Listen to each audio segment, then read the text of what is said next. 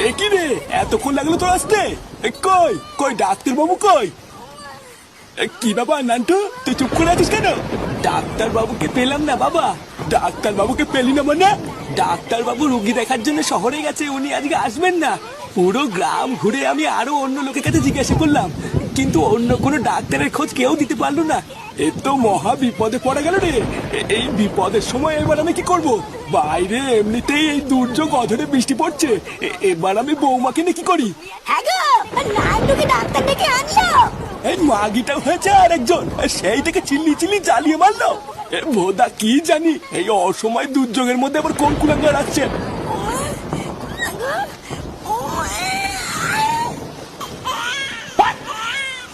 কি হলো?